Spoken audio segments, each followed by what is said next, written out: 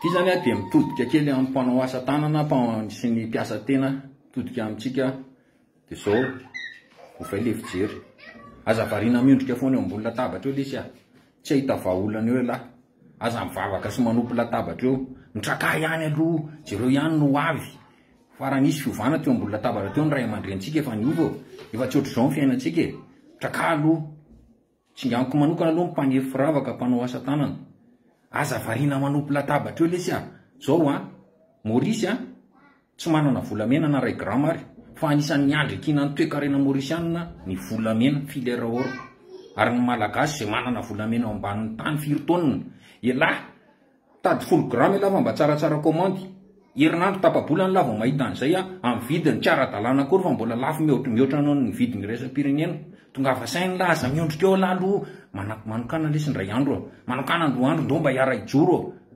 mpanao vato mpalidy vato soa 4 kilao voto mivoaka eto tanàna 4 kilao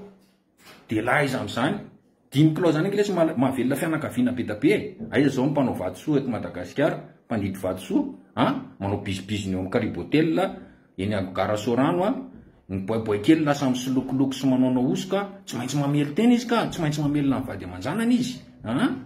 fotoana zao lesy ijoroana manokana fotoana fa za mipetra-potsiny miantso an'lahy ny dokotera zao androany inona ny fanafody ilainy lahy inona ny marary an'lahy fa lahy tsisy miaino hatramin'izay ka rehefa tsy miaino an'lahy fitondrana ankehitriny minova tsy maintsy maheno an'lahy fitondrana ho avy fa rehefa tsy hiteny lahy vato rehefa tsy miteny ngeza ihany fangeren'ny vorona dia izay mpanao asa tanana rehetra nandritra ny Covid inona ny fiahina azo nareo tamin'ny fanjakana ny resaka torisma nahazo fiahina fa mpanao asa tanana majinika gasy kely inona ny azo nareo tsy nisy fotoana zao itenenanareo fa rehefa tsy miaino nareo fitondrana ankehitriny dia miaino nareo fitondrana ho avy ka mijoro manokana ray andro manokana fotoana kely mba hijoroana tsy voatery andeha hitolona be ry aloha ery nareo fa ny fijoroanareo eny aorindriny eny dia efa ampy anehoanareo an'izay tena etaetanareo sy anampianareo ny tolona ka aza mipetra-potsiny miondrika manompo latabatra eo fa mifoaza koa aloha mitsangana fa adiditsika zany lesy ny mampandroso ny firenena aza vela ho taomin'ny olona fotsiny ny volamena aza vela ho taomin'ny olona fotsiny ny hoditra ny hazo ny bois de rose ny palissandre zay azo tokony asaitsika fa aleo atsika zany asaitsika any Botswana sy Namibia any amin'ireo firenena ty amin'ny faritra Afrika atsimo ireo ny vato soa ny azy tsy misy mivoaka bruta zany tsony